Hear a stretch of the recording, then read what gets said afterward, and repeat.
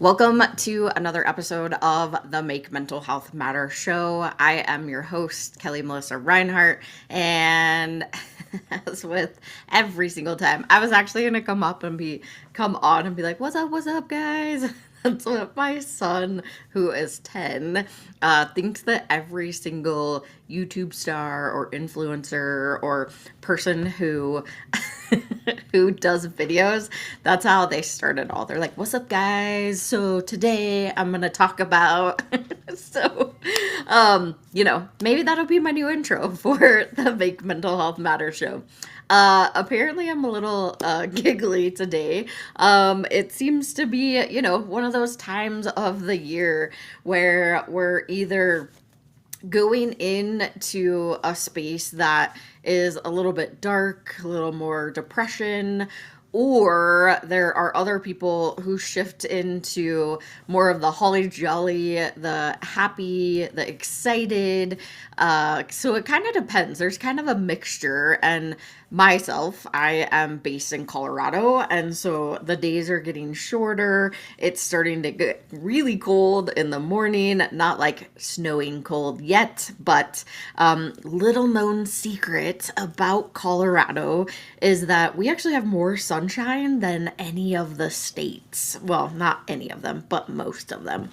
Most people, they're like, "Oh, you live in Colorado, it's so cold there all the time." But honestly, it's actually not. We always say, if you don't like the weather, wait 5 minutes because you could literally get every season in one day in Colorado. And so I think a lot of people think, back in the day, so I've been in Colorado since I was 7 years old, and we moved here in 1987, that would have been.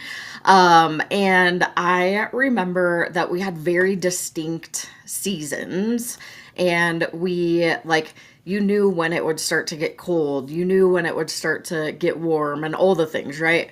One of my favorite seasons is fall because I love the trees, how beautiful all the colors. So there's the green still, you get the yellows, and then you get the red that's starting to come in. And then as the leaves start to fall off of the trees, it just gets really pretty on the ground if the leaves aren't being raked up, of course. But I had a opportunity a few weeks ago to go volunteer for the 29029 Everesting Challenge, which I did personally a few years ago. It was 2 years ago, I think it was about. And this year I decided, because it was an alumni event, so they had alumni there volunteering. I am not in shape to go and try to do it, especially at Aspen. Um, Aspen, Colorado was where it was at, and I decided to volunteer. I don't know, I had never been to Aspen and in all the time that I lived in Colorado. And so I figured it'd be a really cool, unique opportunity. And I had these moments of like, do I go? Do I not go? Bleh, right? I'm like, I don't know if I really want to drive. It's 4 hours from my house, y'all. So it's not like a little hop, skip, and a jump over the river. It's a good 4 hour, 3.5, 4 hour drive. So I took my husband and my kid, and we got a hotel room.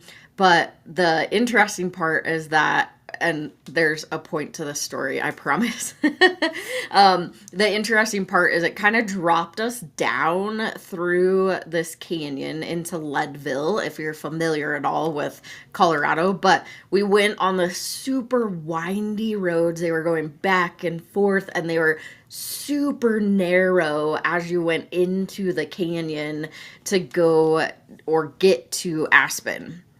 And I had never, again, driven this before. Normally, as I was talking to other people about it, they're like, "Yeah, you just take I-70 and go around Glenwood Springs." And I was like, "Yeah, well, that's not the way that it took us.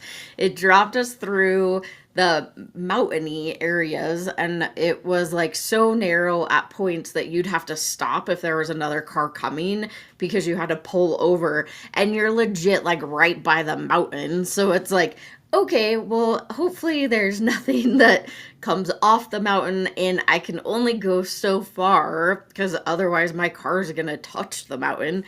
But it was really, really cool. Really cool experience. Also, because all the leaves were starting to change at that time, so it was so beautiful. Oh my gosh, I was driving, and so I was like, take a picture, take a picture. Ooh, take a video of this. And as we're driving, it was raining. Like it was just all the, I don't know, perfect things. We got a little bit of snow. We got a lot of bit of rain, and then all of the leaves. And then you come to these wide openings where you're in the mountains, and there's lakes, and national forest is up that way. And then we go up these really, really high, steep hills, and there's no guardrails. It was quite the experience. But the reason I say this is because I don't often make it out of my little bubble in the city that I live in. I used to go to the mountains all the time when I was younger to go snowboarding, but it's been a really long time. One, because it's very expensive now. It's like $90 at least a day if you want to go snowboarding. And that's just for the mountain pass to actually go skiing. That doesn't include rental, food, or any of that. Plus then driving up the mountain, getting in traffic, and it never fails. There's generally always an accident happen. Luckily, every time we have gone, we have either like went right through right before it happened, or it's been cleared up by the time we get through. So crossing fingers, all the things, right? It's been a good experience when we were driving. And that may have been the reason why it dropped us down that way. Who knows? But my son was in the back. He was asleep the whole entire time that we're like winding around these little tiny narrow roads. And unfortunately, he got really, really sick. He was laying down, and I think just not knowing, he ended up having a not very good night that night, and getting sick from car sickness, plus higher altitude from where we normally are. But it was really beautiful. And then for me, as a volunteer, I got to be, they actually put me at the summit. So the very, very top of the run. And I was at the top. So take the gondola all the way up there, and the winds. Again, another thing. I have never been in a gondola when the winds are going, and so the gondola is like moving side to side, and I'm like by myself in the gondola. It took a good probably 30-ish minutes to get up to the top, which yeah, so that's how high it was. And so once I got up there, it was cold. It was really cold. The girl down at the bottom, she's like, did you bring more warm clothes? Because you're at the summit. And I was like, well, I didn't, but my husband said I could take his hoodie. I don't know. I left my jacket at home. I don't know what I was thinking, but luckily my husband had a Carhartt hoodie and he let me use that. So I'm going up to the summit.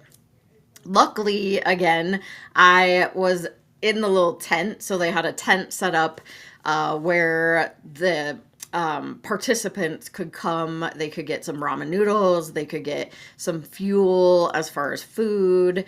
They could get like hand warmers. We had hot chocolate. We had all kinds of stuff. They 29029 does it right, and they give you all of these snacks to refuel your body because the alumni, this is just an alumni event, so you had to have had me grammar, the event in the past. I did it it was 2023 in Snow Basin in Utah, and I thought that I was in shape, and I started going, and I thought I was going to die. Like, I was not in shape. I also had broken my baby toe a month before the event, so I literally could not do any training a month before the event, and that showed big time. My hips locked up on the second run. I thought I was done. I honestly, after that second run, my body hurt so bad. So you go up the mountain, but you come down on the gondola, but you have to walk up the mountain, and it's a good I can't remember what Snow Basin is, but go check it out. It's 29, so the numbers 29029 everesting.com. Go check it out. If you've ever or love extreme sports, doing hiking, climbing, running, jogging, you like to go on mountains and try to just do extreme things to push your mind and your body, definitely I recommend it. Go find one of the places. They do them at I want to say there are 7 locations. The next one that I really want to do is it is in Canada. And so that's the next one that I can't remember the name of that right now either. So it'll pop into my head, or maybe not. So that's the next one that I really want to do. I've heard it's amazing and beautiful, and it's more like rainforesty-ish, but not really. But it's definitely not straight up. Ours, we had to do 13 to get a red hat. My son says that I got 8.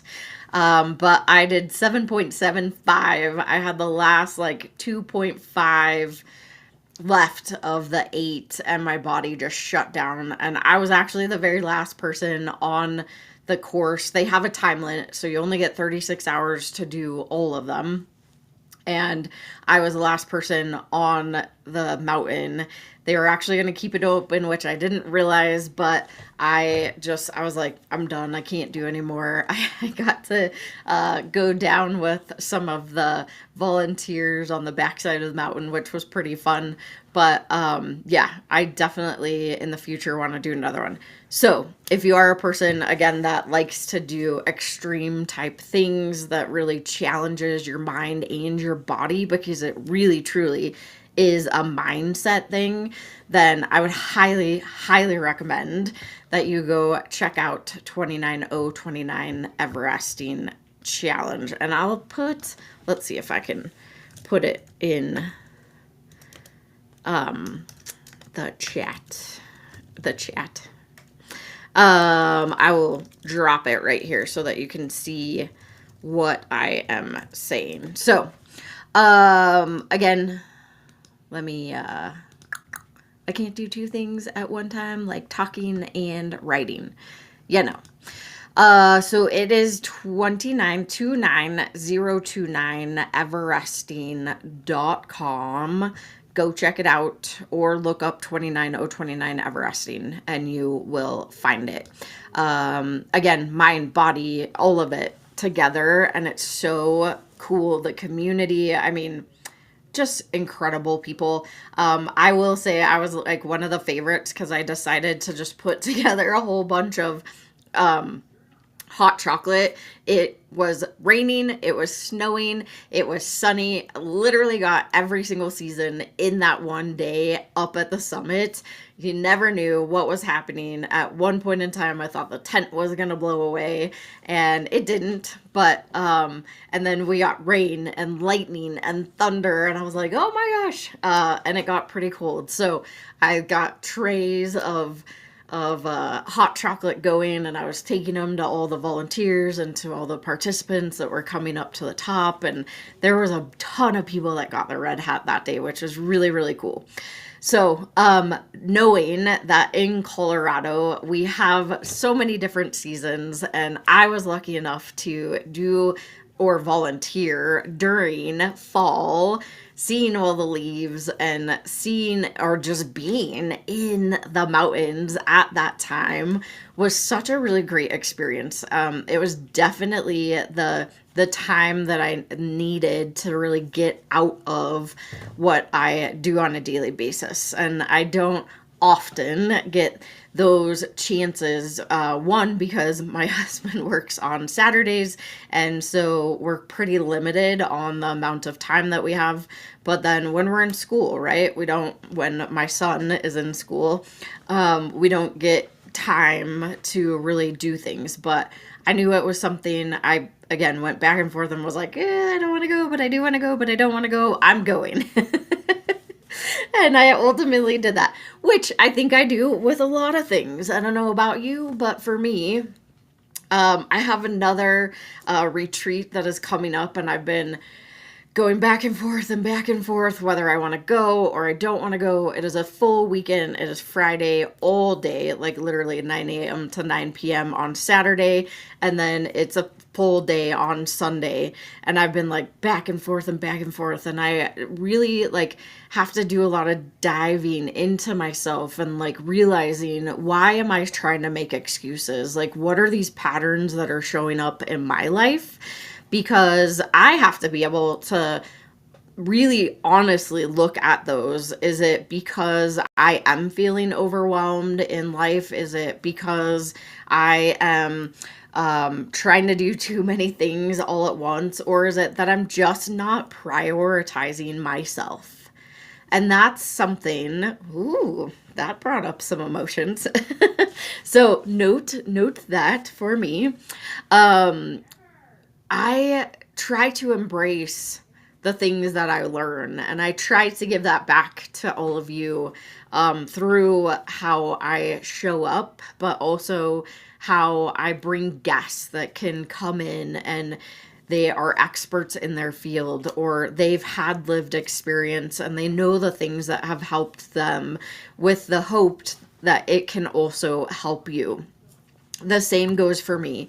I don't have a guest today. You probably figured that out. But last week, what I started doing was giving you some self-help strategies. I gave you some physical tools that you can utilize for yourself. And I think for me, throughout this process, and I hope these are helpful for you. If you didn't watch or listen last week, please make sure you go back. Those of you that do listen, I invited you last week to go to our YouTube channel at Make Mental Health Matter. It's youtube.com and the @ Make Mental Health Matter, or just search Make Mental Health Matter. And it'll bring you to the YouTube, because I physically did a couple exercises and showing them. I tried to explain as best as I could. I don't have the best words sometimes. So go watch that one. And I want to continue what I started last week of giving simple strategies and information that can hopefully help you as we dive into this holiday season and going into winter. The whole reason I just talked about seasons was because now we're going into winter. Not everybody, I know in Arizona, it does get cooler and people are like, oh, this is great, right? And then there are lots of other places that don't go into winter. The days don't get shorter, but most do. And that's when a lot of disorders come out. So you may have heard of SAD, or seasonal affective disorder.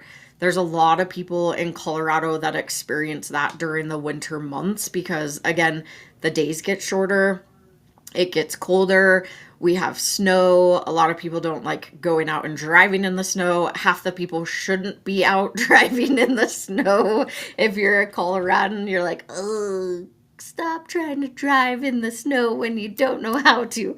But also, it's just that time of year. Holidays bring up a lot of emotion for people, mainly around whether it is that they don't have people to celebrate with, or maybe they have lost somebody around the holiday times. It's one of the highest time frames during like the winter. So really from like September, that's not winter, that's fall in Colorado, but September to like March-ish is the highest rate of suicide that there is across the board. And we can narrow that down even further. And then the interesting part is going into summer, we also have high suicidal rates. I have some theories that I think, I know there's been a lot of research done, but that's why I just think it is so valuable to be able to have tools at our fingertips that we can utilize at any point in time. We don't have to go make an appointment. We don't have to go and make it this big thing, right? Like, it doesn't have to be that adventure going into the mountains. It could be, absolutely. It doesn't have to be a spa day. It doesn't have to be these like grandiose things that we do for ourselves. It can be so simple. And that's what I really want to instill in you, is that I want to give you simple tools. So we're going to go to our first quick sponsored break. And then once we get back, I will share a couple of those tools with you. So we'll be right back after this. Have you ever felt completely alone? Like your life doesn't matter. One person dies due to suicide every 40 seconds. You are not alone. Call the National Suicide Lifeline at 988. Hope and recovery is possible. 1 in 8 people globally live with a mental disorder. That's why empowering minds saves lives. We need your help. With only $19 a month, you help us save lives through mental health and suicide prevention education. Scan the QR code or go to makementalhealthmatter.org to sign up as a warrior for mental health today. My name is Adriana Morrison, host of the Health Revolution TV show. Join us Tuesdays and Thursdays live, 10 a.m. Pacific, 1 p.m. Eastern Standard Time, where our mission is simple: engaging conversations, elevating health and wellness, empowering transformation. Right here on the Achieve TV channel on E360 TV. And like that, I'm back. If you happen to be just joining the Make Mental Health Matter show, thank you so much for tuning in, whether you are watching or you are listening. There's lots of different ways to watch or listen. I don't have all of them on the podcast platforms. I know it's very disappointing. I just haven't had... See, here goes an excuse. I haven't had the time to put them on the podcast platforms, but... I have had the people that have been wanting to help me. I just haven't had the funds. Anyways, it's a whole thing. And I'm trying to figure out, there's some new platforms, but that's a whole different conversation than where I started today. So I've been talking about the last episode. If you watched or listened, I gave you some simple tools, physical tools that you can use when you are feeling stressed, when you're feeling overwhelmed, when you're needing your left and right brain to connect because your mouth is going faster than your brain, which mine often does. And we just need that pause. We need that breath. We need to be able to just slow down, which is something that I train people on all the time, and I forget to do myself. So I am talking to myself, really, and I'm talking to you too, because I am hoping that some of these things that I'm talking about lands with you. I want to give you some information that are ways, right? If you are an extreme adventurer, like I like to call myself, when I get outside of my bubble, I like to do things like the 29029 Everesting Challenge. I used to love to ride dirt bikes. Now I just don't have a big enough garage to fit them in there. Maybe they could fit in between the cars. Play a little Tetris. But I also used to love going snowboarding. Again, it's become really expensive, but all of these things are really excuses, right? Like, if I really truly wanted to do something, I would do it and I would show up.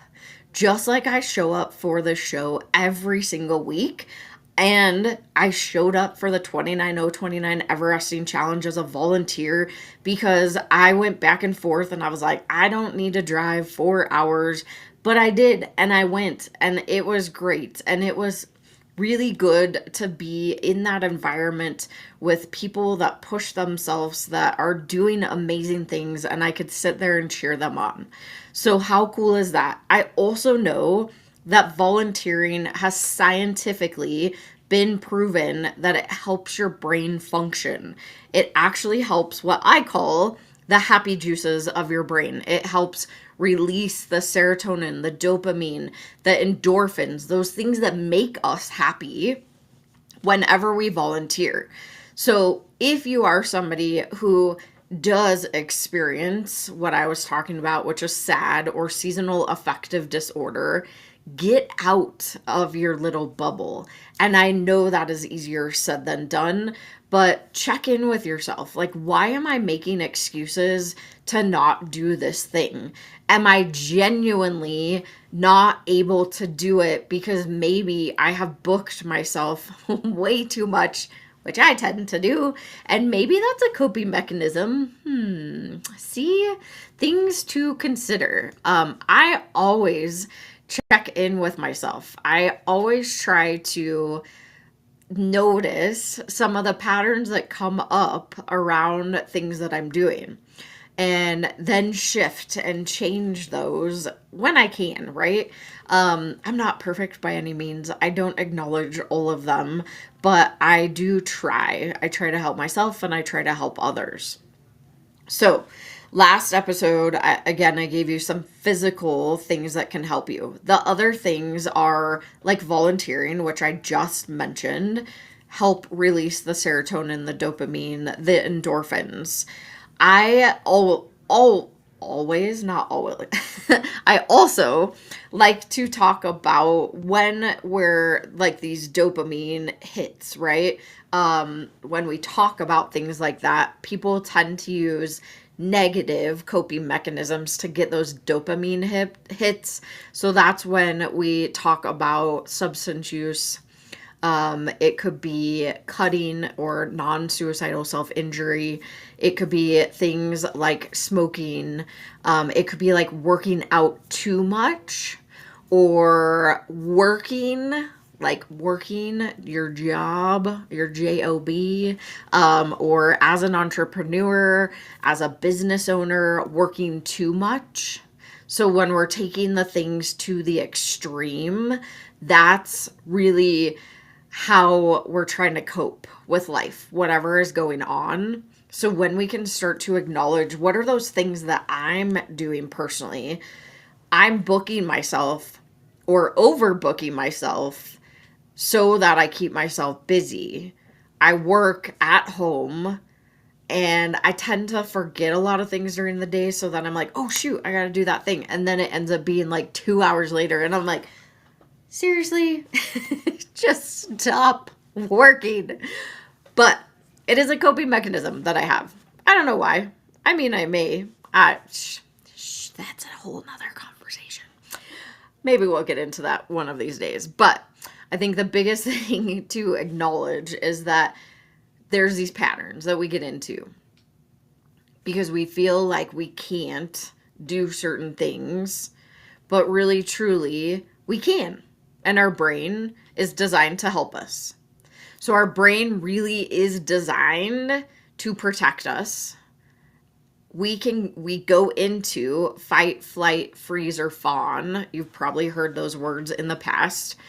But when we feel like we're getting really overwhelmed or we're feeling like we are really depressed or we're having a lot of anxiety or whatever is going on. So last week I talked about how anxiety is we're thinking about the future, and when we're experiencing depression, we're thinking about the past.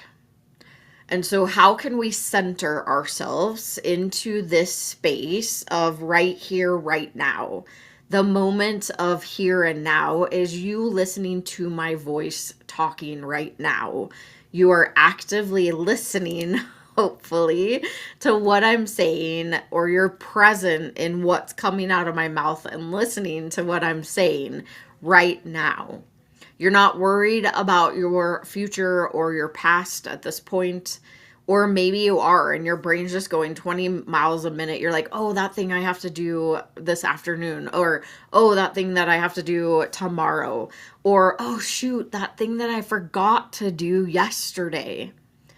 I want you to center yourself. And this is a process that I do with any of my clients. So I've talked about it before, but I am a neuro-linguistic programming coach. I call myself a wellness coach. I am International Coaching Federation certified. So that means that I have taken all of the trainings. I have gone through a legit licensed, credentialed, I guess is the right word, credentialed coaching program, and I took the International Coaching Federation certification test, which is kind of like it's kind of like the bar, not the bar, but it is a licensing or certification. I'm not licensed. So there's different words, right? It's a bunch of letters, those letters that are after people's names. Anyways, I like to do this process that is called Clearing the Now. And I am going to walk you through that process. But first, I have to go to my last quick sponsored break. And when I get back, I will walk you through that process. And this is something that you can come back to. And I'll tell you exactly, not only here, how you can come back to it, but there's something really cool that we're launching within my nonprofit that I want to share with you too. So we'll be right back after this quick sponsored break. 1,917 people die daily from suicide globally. I lost my middle sister, Carrie, to a completed suicide on February 20th, 2017. How does Kelli, host of the Make Mental Health Matter show, impact lives? Number 1. Awareness. My story, all over it, isn't unique. I am a domestic violence survivor and a recovering addict. For 14 years, I was in active addiction. And because of Kelli and the work that she does and the opportunity to have my voice heard, I was able to stay clean and sober and have hit a year. I'm still here. And if it wasn't for Kelli answering my call the day that I thought I was going to take my life. 2. Conversation. I'm curious, and I know that I've heard a lot in the BIPOC community, it is very hush-hush. It's like one of those things that you don't talk about. Like you literally feel like it's not a conversation you can have. So can you talk a little bit more about that? First, shout out to Kelli, because I'm glad that she asked the question. I researched you before I went on your show, and I saw how real and authentic you were. And I just appreciate the question, because it is different and we have to have tough, courageous conversations. So yes, I always say I'm a triple diversity threat. I'm a Black woman with multiple disabilities. Now, I'm not really a threat, but to other people, I may be, because people fear the unknown and what they're uncomfortable with. Number 3. Education. Kelli's passionate commitment to mental health awareness is a beautiful thing. It's clear in her social media posts, it's clear in the resources that she puts together, in the activities that she provides, her collaboration with organizations, and the consistent way that she continues to deliver a message, encouraging people to understand that they can share openly and to break the stigma around mental health. Kelli's topics cover children and adults, talk about things that we can do as a community, things that we can do individually, and her website is packed with information and resources and all kinds of contacts that you can use to reach out, whether you're dealing with something yourself or you're looking to help somebody else who is struggling. I encourage you to check it out. And like that, I'm back. Yes, it's only me for today. Thank you so much for tuning in or watching. If you haven't watched the whole thing, go back and check it out because what I'm about to do may not make sense to you. I mean, you can still jump in too. I was sharing that I wanted to teach you a process that I have utilized with lots of my clients over time, my neurolinguistic programming clients. And it's really about how do we clear what's going on? How do we make ourselves more present in this moment right now? And we're clearing all the noise and all the clutter and all the things that are going on in our brain at this moment because anxiety is future thinking. Depression is past thinking. And when we can become more present in the now, our bodies at this moment, it helps so many. I try to put many and much together. So many much things. So I want to teach you this. And then I'm going to tell you how not only you rewatching this, or re-listening, there's an opportunity that's coming up that I want to share that our nonprofit is doing and going to be launching sooner than later, which I'm pretty excited about. So, what I would love you to do, and of course, if you are in a car, please don't close your eyes. I am going to ask you to close your eyes if you feel comfortable wherever you are at, or you can merely gaze down towards the ground, whichever feels comfortable. Or if you want to come back and do this later, that's totally cool too. So, go ahead and close your eyes. Again, we are going to talk to our conscious mind because the conscious mind holds so much information and it starts to make us feel really overwhelmed with all the things that are happening, whether it's something that happened in the future or something that happened in the past or something that happened or is going to happen in the future because it hasn't happened yet. Yep, words matter, I'm telling you. So, it makes it so that we can get confused really easy and it makes us really tired. So if you are somebody who lives with or experiences anxiety, you oftentimes probably feel pretty tired, especially by the end of the day because your brain is going, and you never get a chance to just pause, just chill without some of those overwhelming thoughts. Same goes with if you live with or experience depression. You may feel really tired because you're living in the past. You're ruminating potentially on the things that had happened that you can't control. So I want to give you some control back with this process. And I want to give you that chance to pause for just a moment. So, if you feel comfortable, go ahead and close your eyes or gaze down at the floor. And I want you to notice how big your now is. What is in your now? Everything right at this moment. And with your hands, just show yourself how big does your now feel? Kind of small or giant? Is it like beyond the screens? How big does your now feel? And show that to yourself with your hands. And I'd also like you to notice what is in your now. What is in your now? Good. And now notice how it's all organized. And now I'd like you to notice that your unconscious mind can organize what is in your now. Putting like with like, family with family, work with work, and so on. That's right. And once you feel like it's organized, just let yourself know. Gentle nod. Let yourself know. Good. Now I'd like you to allow your unconscious mind to notice what is in your now that really isn't a now thing. For example, that thing that you're going to be doing later today, it may be better in the future. And that thing that you did just before coming here, it may be better in the past.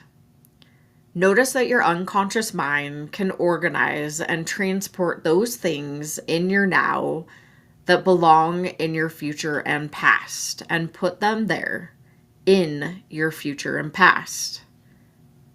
Good. And let yourself know when it is all done with a gentle head nod.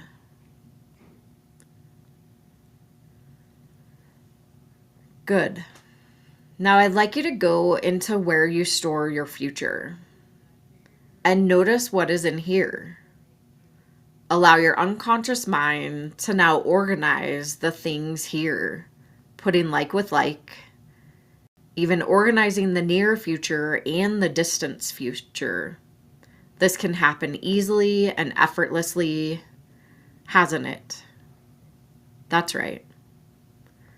And let me know, or let yourself know, with a gentle nod when it's all organized.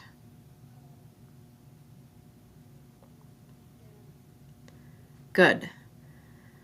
Now I'd like you to go into where you store your past and notice what is here. Allow your unconscious mind to now organize the things here, putting the like with like. This can happen easily and effortlessly, hasn't it? That's right. And let yourself know when this is all organized with just a gentle nod.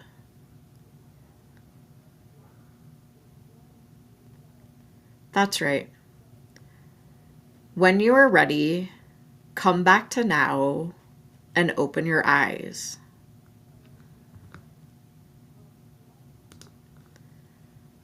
So that's a simple process that I do with my clients when they're feeling really overwhelmed, when they have a lot of anxiety, or maybe they're experiencing depression.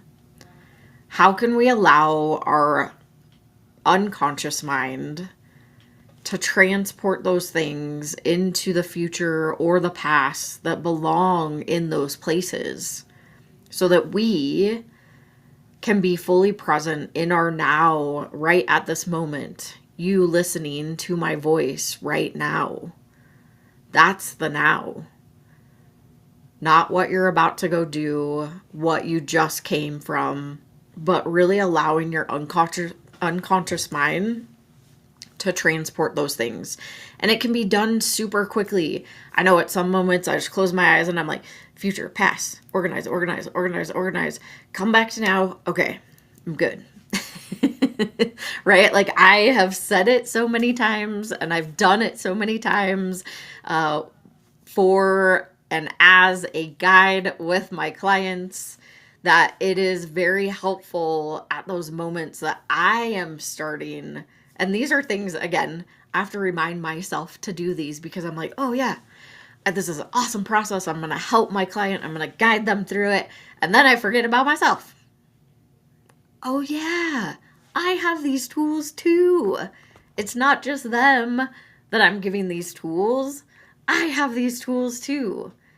So it's cool to know that I'm able to do pretty quickly, again, because what's going on, I breathe through it, right? Like I'm like, just let it go. Go. Organize, organize, organize, organize. Bring me back. Okay. I got this. And now I can move forward. So hopefully that was helpful for you. It's called Clearing the Now. It's a process that I do with some of my clients that come to me. And I specialize personally in anxiety, depression, mental health challenges, suicidal ideations, and any other really like big things that are happening in people's lives. Substance use. Substance use is a mental health challenge. But yes, I help people who trauma, right? Being trauma informed and knowing how to help somebody and not leave them stuck in their trauma. That's something that I'm very, very cautious and aware of when I'm working with any of my clients, because I want to make sure that no matter what we work on for the day, we're clearing it out and we're not leaving them in that trauma. That is just a horrible experience. And it blows my mind that there are therapeutic, quote unquote, I'm going to say it, quote unquote, therapeutic practices that make people go relive their trauma. Whoever thought that that would be a good idea? Nobody.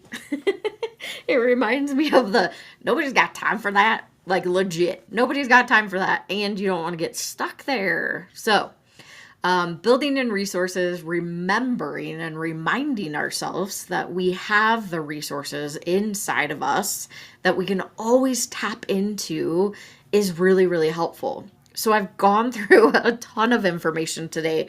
I wanted to try to give you different ways to think about your mental health, think about how you can help yourself. There are ways of the extreme outdoors, sports. I like to call it a thrill-seeking adventurer. I like to do fun, crazy things because it boosts my mental health. It helps release those endorphins, the serotonin, the dopamine, but it also helps to volunteer. I am the founder and CEO of a nonprofit. I volunteer a lot of my time for my nonprofit, but also a lot of time with other nonprofits because I truly believe in connection and collaboration and being able to share the wealth of the experience of being able to help others.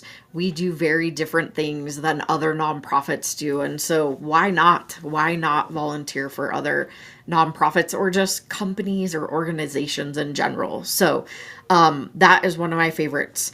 The other thing that I talked about I mentioned it briefly, but the words that we use, and you may start to notice as if you've been watching or listening for the last 3 years, you've probably heard the shift in words, I hope. But the words that I use now, instead of saying you are anxiety or you are depression or you are OCD, right? I say lived with or experience, because that way I may live with it, right? Like, it may be something that is part of my daily life, but I've found ways to cope. I'm not using those negative coping mechanisms, or maybe I am still a couple, but that's keeping me alive, and that's okay, until I can bring in or build in positive coping mechanisms.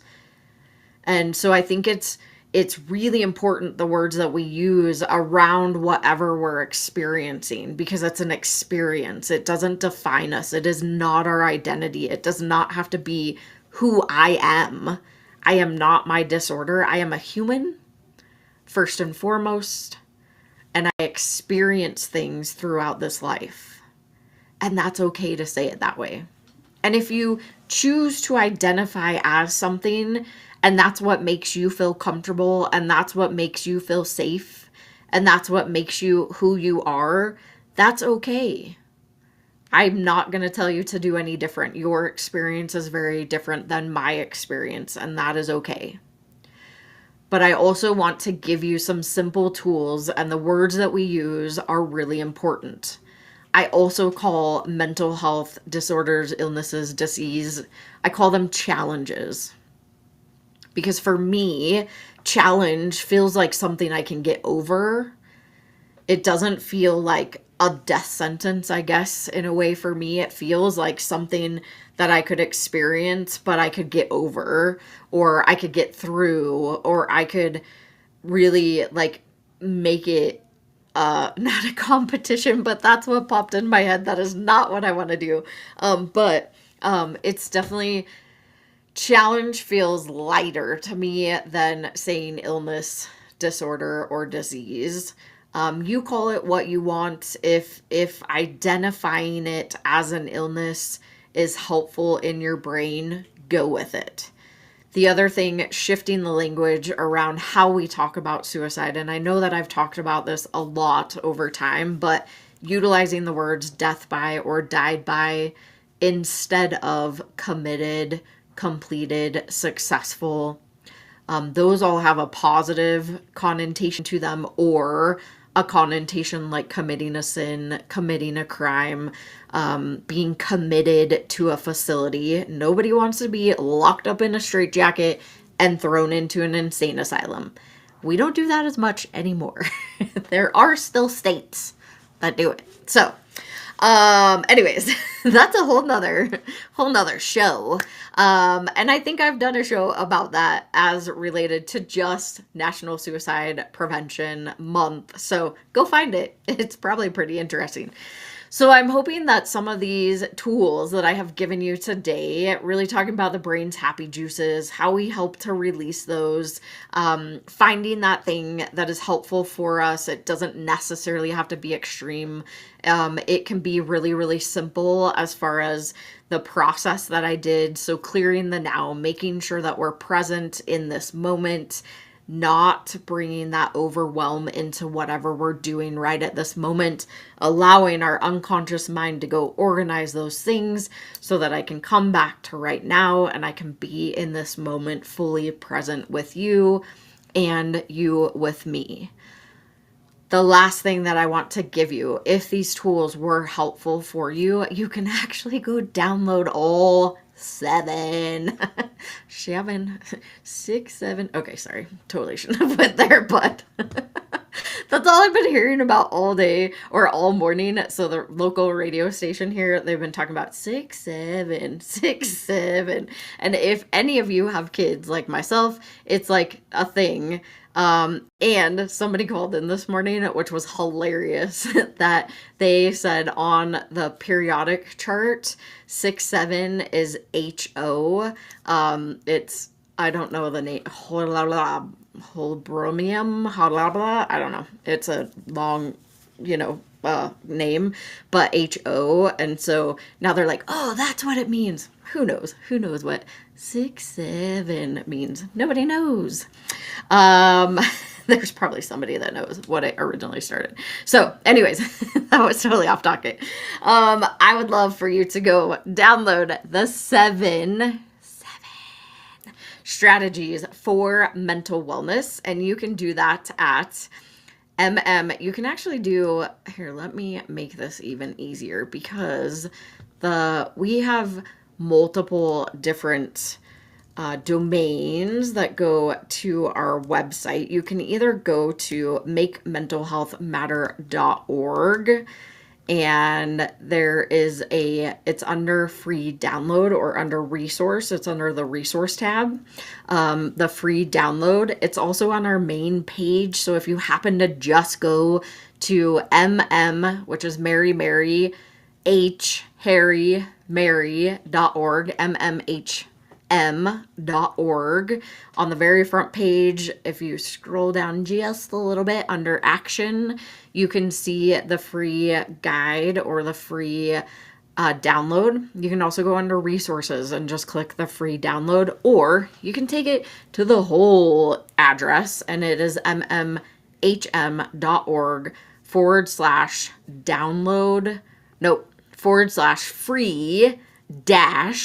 download safety plan. Okay, that's really long.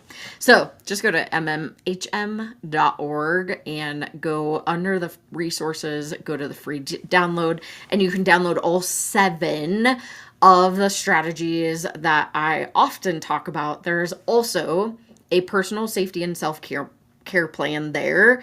So if you are somebody who has or may experience SAD, seasonal affective disorder, or any other challenge, mental health challenge, substance use challenge, suicidal ideation, there is a safety and self-care plan attached to that download that you can utilize so that you can build your own personal safety and self-care plan. And feel free, it's in a triangle. It is built with the head, heart, and the gut, which are our 3 minds. It's built with that in mind, and triangle is the strongest structure in the world. So it's in 3s, and our brain loves 3s. It loves small chunks of information. So hopefully that was helpful for you. Sorry, I'm talking really fast because I gotta go. All right, come back next week. I'm pretty sure I have a guest for next week. I don't know, maybe not. We'll see. Either way, make sure you come back. I go live every single Monday at 5 a.m. or 5 p.m. on Dream Vision 7 Radio. Or you can watch on E360 TV, or you can go to our YouTube and you can check it out there any single time. Just make sure that you subscribe, please, please, please. And go back, listen to this again. Oh, and the last thing is our Love Life Live program that is going to be launching sooner than later. And we're launching with a video vault. So this process that I just took you through will be in that video vault. So it's a small subscription based that you can get all the videos. And there's going to be a whole bunch of processes that I'm going to end up dropping in there. A whole bunch of really amazing experts and coaches are also going to be dropping their videos in there, and you'll get access to them whenever you need them. So lots of ways. All right, y'all, I gotta go. Bye.